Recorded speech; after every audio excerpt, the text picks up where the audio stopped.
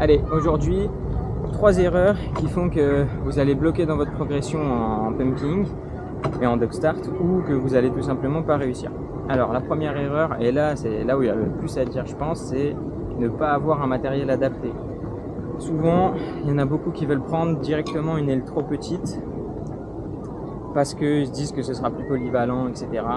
Des fois, il vaut mieux acheter une première aile qui va être facile et après qui va vous bloquer dans votre progression, plutôt qu'acheter une aile qui est très difficile et vous allez arrêter rapidement le pumping. Parce que le pumping, c'est un sport qui est très difficile.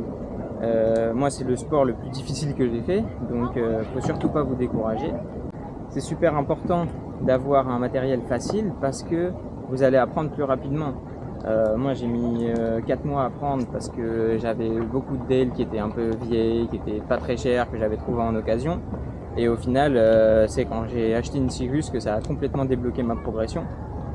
Donc vraiment, achetez-vous du bon matériel directement si vous êtes sûr de vouloir faire du pumping, du dog start, parce que ça va vous faire gagner un temps fou. Deuxième erreur, c'est de vouloir pomper trop vite. Quand vous allez atterrir sur la planche, déjà, il faut vous entraîner un petit peu à glider le plus loin possible pour essayer de comprendre l'équilibre de la planche. Et j'en vois ensuite qui veulent pomper beaucoup trop vite. Donc, qu'est-ce qu'ils font? C'est-à-dire qu'ils vont tout de suite vouloir pomper directement sans vraiment comprendre le mouvement de pumping et sans laisser le temps à la planche et au foil de réagir. Et ça marche pas. Nous, c'est un peu ce qu'on appelle gigoter. Hein? C'est ce qu'on appelle gigoter, nous. Ouais, gigoter. Voilà, si vous gigotez, en fait, votre planche, elle aura jamais le temps de gagner de la vitesse et de pouvoir avoir de la portance et de pouvoir générer le mouvement de pumping.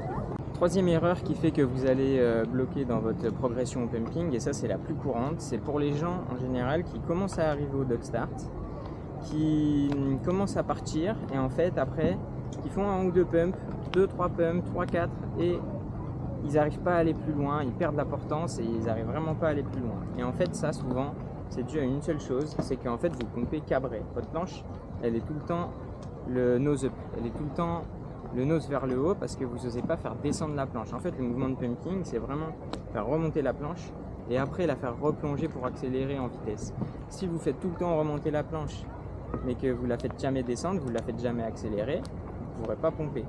Et là, c'est là que j'ai vu plein de gens bloqués parce que vous n'osez pas faire descendre la planche et c'est un peu normal parce que quand on galère en dog start, on a tendance à pas faire vouloir descendre la planche pour pas en fait plonger dans l'eau. On a un peu peur de tomber dans l'eau, on veut faire le maximum de pump, donc c'est logique, mais il faut vraiment pas avoir cette peur là parce qu'en fait faire descendre votre planche, c'est vraiment ce qui va vous faire accélérer. Voilà, c'était les 3 erreurs auxquelles j'ai pensé qui vous font bloquer dans votre progression au dog start. Si ça vous a plu, likez et abonnez-vous.